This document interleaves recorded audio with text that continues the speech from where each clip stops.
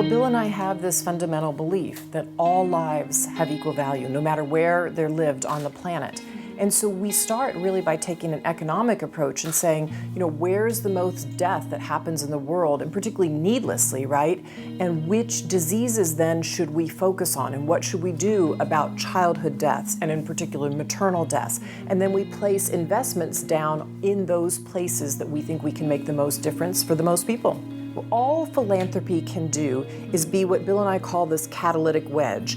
It can take risks, it can scale, it can look at things like innovations, maybe it's in a vaccine or in a seed, in a particular seed, or in biotechnology, look at new innovations and then figure out in concert with a government how to scale those up. That's the only way to get inequity, because even our foundation, which is considered very large, there's no way we could tackle all these issues around the world.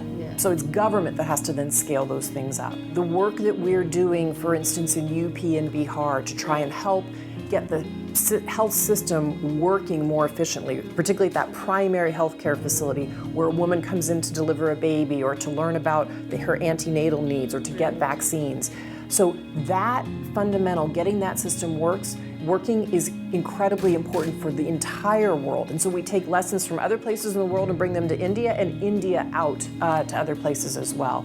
And the work we did, for instance, in polio, in concert with the government and WHO and UNICEF. I mean, India became a model for the world in terms of polio that we could then go say to other countries, they eradicated it. One of the last 4 countries that had endemic polio, it's gone. So now we can get it done in other hard places in the world.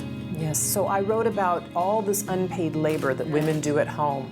And in India, it's 6 hours of unpaid labor at home versus a man that does about 1 hour at home. And it's some things women want to do, right? Care for the children, care for the elderly. But a lot of it is, cooking and cleaning and collecting firewood and tending the house. And so we know we haven't gotten this right anywhere yet in the world, but there are other places where men and women's unpaid work at home is much closer to equal. And when you do that, you unlock a woman's potential, because if she's not doing so much at home, she can actually participate in the labor force, get some economic means, and put those rupees back into her family. And so I think it has huge potential for change in India.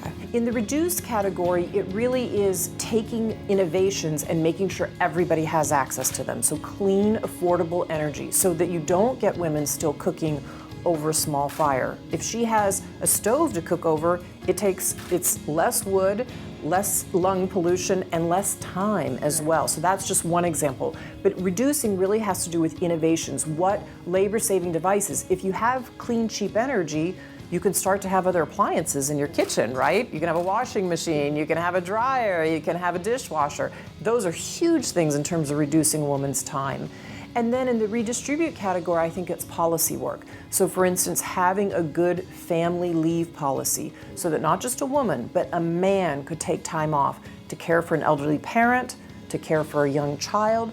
We know that if men take that time off, they're more involved with the children for the rest of the child's life. So you need to make sure you have the right policies so that a man or a woman can leave the workforce for a time and then go back to their job or the same level job when they come back with no penalties. My optimism for India is unbounded. I mean, you all have assets that I don't see in other countries when I travel. You have a democracy, and yes, democracy is messy, but it's a great system.